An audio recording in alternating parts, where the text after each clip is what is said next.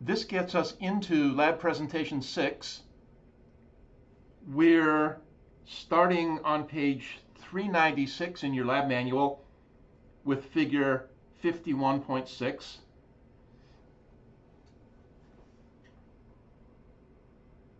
And notice now we have, rather than a diagram, we have a photomicrograph. We have a photo taken through a microscope, looking again at an ovary. And so take a minute and locate a few structures here. Let's start off towards the right-hand part of the diagram and notice that a primordial follicle has been labeled for you. And remember, primordial means early, and so this primordial follicle, just at an early stage of development.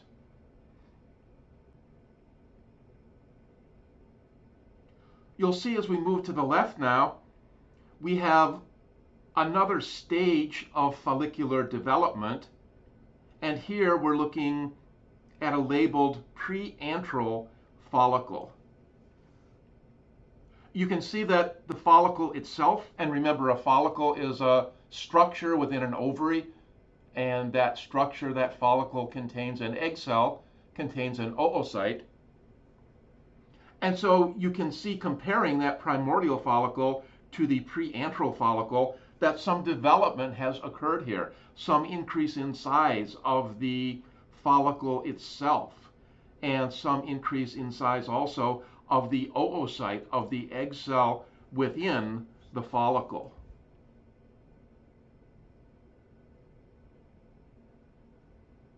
Moving further to the left, notice we're now even further along in development, and we have a maturing antral follicle, so just a little bit closer to that final stage of follicular development.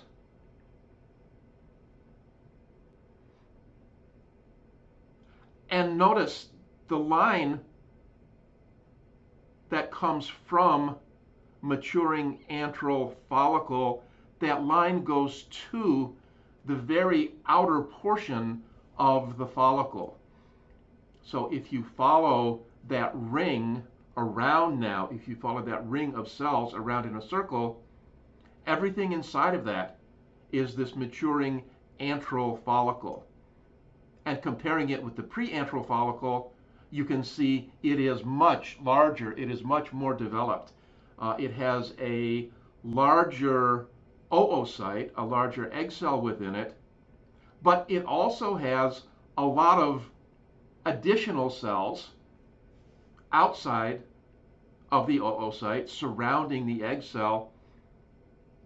And you can see a few blank looking areas here, a few areas that don't have a lot of stuff in them, certainly don't look like they're filled with cells, as are most of the other areas within this maturing antral follicle.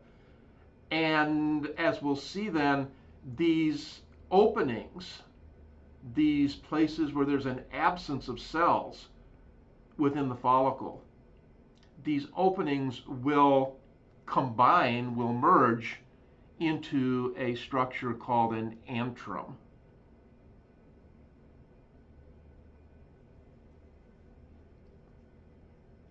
Let's look at the next page, on page 397, at figure 51.7.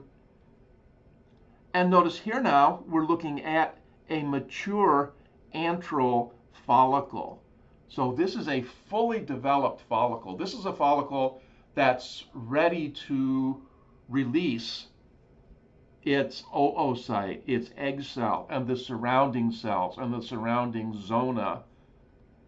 It's ready to release this entire structure at ovulation.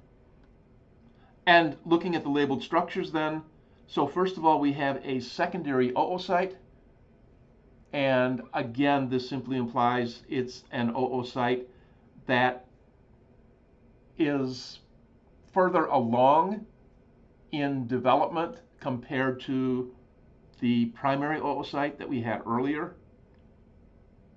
Again, I'll wait And well, I'll just defer to lecture, and you guys will hear more about meiosis, the process that produces sperm cells and egg cells,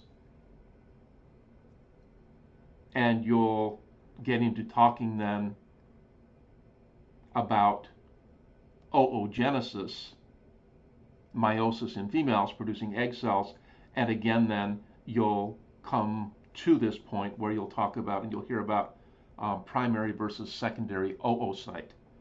But for now then, just realize that the mature antral follicle does contain a secondary oocyte. Recall then that surrounding the oocyte is a layer, is a capsule, is a protein containing non-cellular structure. But again, just surrounding the secondary oocyte is the zona pellucida.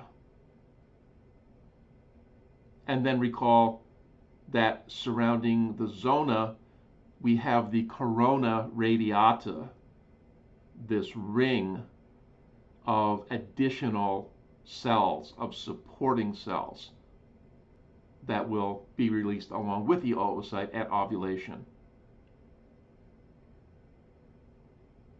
And then finally notice within this mature antral follicle, now all of those smaller spaces that we were looking at in the previous figure, all of those spaces have now merged into a very large fluid-filled structure.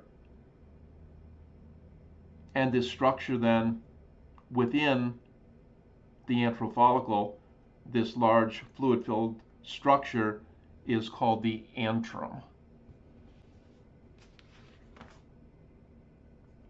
And that gets us through lab presentation 6, and that gets us through the laboratory portion of reproductive systems.